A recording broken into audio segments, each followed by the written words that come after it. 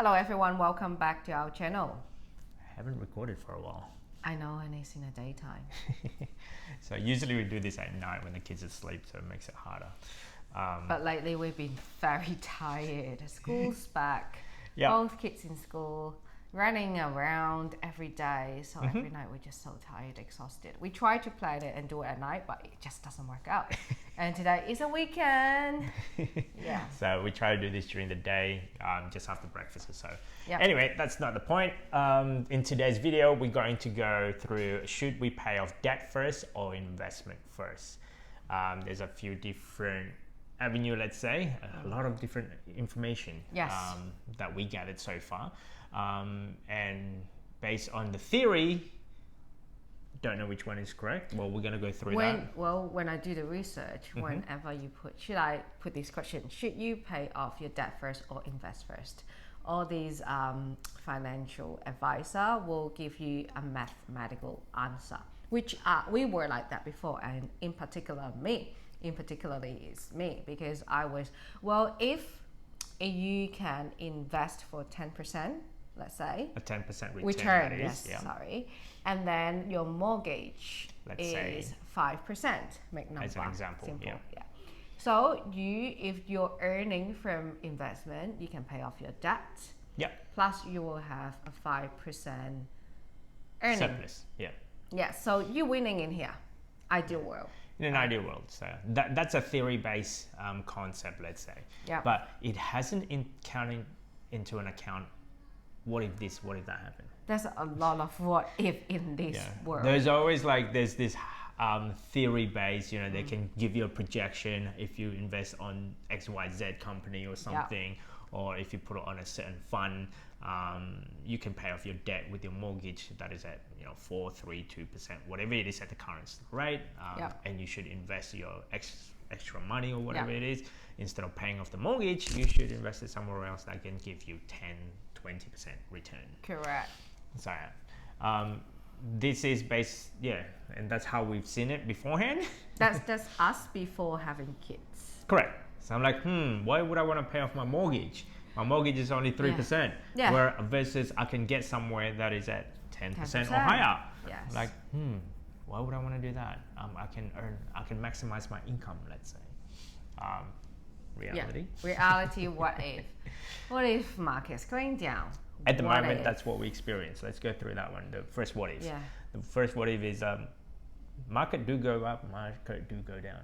But some days, what if you can't afford it and you have to liquid your investment somewhere else to pay off your debt, pay off your mortgage, or that means you're selling them at the lowest point, let's say, when it's actually everything goes in the red, going down. So that's what we experience at the moment in the past few 6 months. Yes, because of coronavirus. Yep. It's been here for 2 years. Yeah, and whatever happening around the world, and for whatever reason, our portfolio has gone down. Pretty bad. So that doesn't work out with the scenario that we just mentioned. It's not generating 10% return a year. In fact, it's minus, I don't want to see it. It's minus 5 or 8% per year now. So I cannot generate the income to cover my mortgage, which means I have to work and have my own income, my salary, to pay off the debt. So not only you don't have the income from your portfolio to pay off your mortgage. Now it's a double whammy. One, your portfolio is going down. Two, you gotta pay your debt somewhere else. Yes. So most people, they get a job to pay off. You changing your time for money to get that, to pay off their debt in a sense. And or if not, in our version, let's say, so that means we're gonna sell a lot more stuff on eBay. We work harder, so it's the same. Exactly. Which means we use our time to generate income and use the money to pay off the debt. So that's one. That's what if, and then what if you have kids? What if the partner lost the job?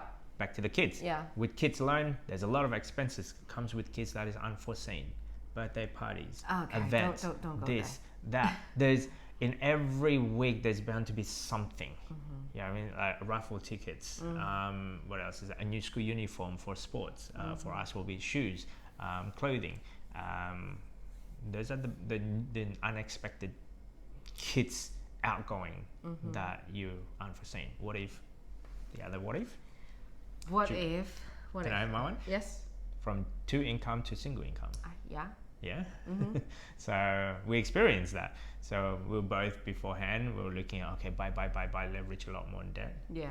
And because we're only paying 2% interest or 3% or whatever it was, and and then we can actually maximize it if we put it on share. On dual income, your income only goes to the investment, my income to the expenses. Yep. Now we only have one income. Yep. What's other foreseen that we experience? That's a lot. I don't know. It's things that you cannot control. For example, you got fired. Yeah, like that. Yeah, fired. Or one person got sick, and you have to pay for extra medical expenses as well, and coronavirus, and you don't have a job. Then what happened? So, and you still have to pay off that 5% mortgage. Let's say 5% interest. Yes. So, well, I'll say it's not. There's no right and wrong. There is no right or wrong. In theory, it looks good. Yes. In theory, the planning is like I'm getting it for 5 and I'm getting the return of 10. Yep. Why would I want to pay off the 5 versus getting the income of 10? Yep. So in theory, it looks right. good. But fast forward where we are now.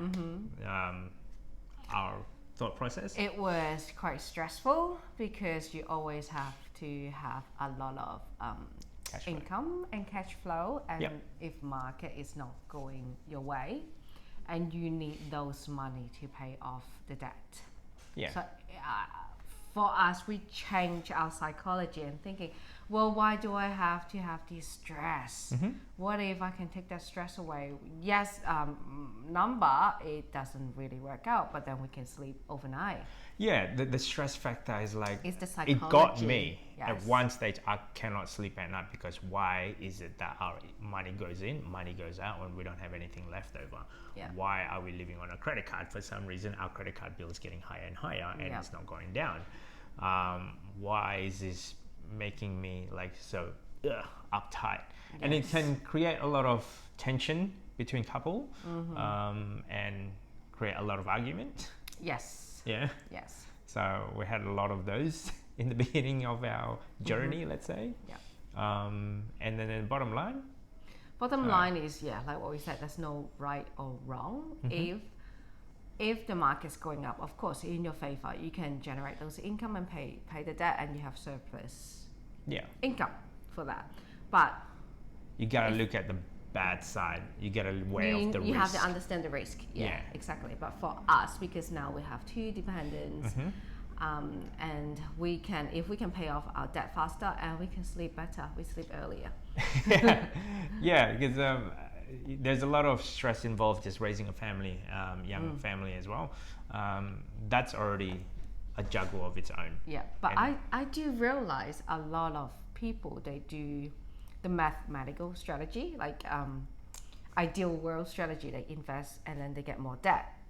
Yeah, it's more common. Single person without family. Yeah, with no kids. Without kids. Yeah. Yes. Because we have a few colleagues, let's say, for friends with as well. 3 friends, yes. like, okay, then I'm going to maximize my debt load, because the way they see it is like, okay, then I want to leverage the debt as much as I can. Yes. And after that, looking at the value of the property goes up. Yes. But we were like that. Yeah. Because we didn't have kids. Our debt is still the same, right? But the thing is, you have to hold it. Correct. And because they don't have to stress about having kids.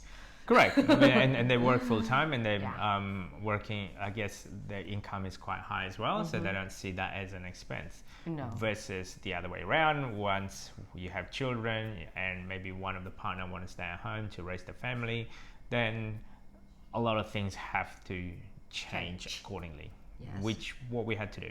Yeah. Few of our friends who have family, and because the kids' expenses are so high, so they try not to acquire more property or debt. Yeah. So everyone trying to pay off their debt, or if they have a mortgage with an investment property, they try to get rid of it too. So with us as well as that, now we're on the I guess in the psychology of let's not borrow more debt, let's just pay it off as faster. quickly as possible. Yes. If you don't have a debt on your mortgage, you can sleep at night a lot more better. Coming from experience, feels like it. Yeah. From us alone, like once we pay off our one property in full, have you got any regret? No. I don't want to go back there, but sometimes you have second thought. Yeah, but now it's been like good. how many? No, because when you see your expenses or the bank take out your mortgage repayment is a lot less, you feel it's not as a burden. Yeah, but now it's like 100% of the rental income. I don't have to share that with the bank. Yeah. So 100% of them goes to us. It's not only for us, it's the mortgage for investment, but some people it's the credit card debt or personal loan debt. And you met someone, he got 30,000 in the bank, but he got like 15,000 in credit card and he didn't want to pay it off. Yeah, it's like, it totally doesn't make sense, that one. For us, it doesn't make sense, but for them, it makes sense for whatever reason. And I'm like, but why do you want to hold that chain with you wherever you go? Where apparently making the minimum repayment is the best thing, but for us, that's not the case. Paying in full is the main thing for us. Yes. So, but whichever way you do, I'll say, as long as you invest or you pay off your debt, better than just spending the money for no reason. Make sure obviously your investment goes up, and only invest on something that you can afford to lose. You don't use leverage, as in using other debt as well, if you can. Correct. So hopefully that makes sense. Based on this video, should we pay off debt first or investment first? For us, when we were single in the beginning of our journey, it would be get as much debt as you can. Correct. For us, and then now it's like pay off every single debt. Yeah, first.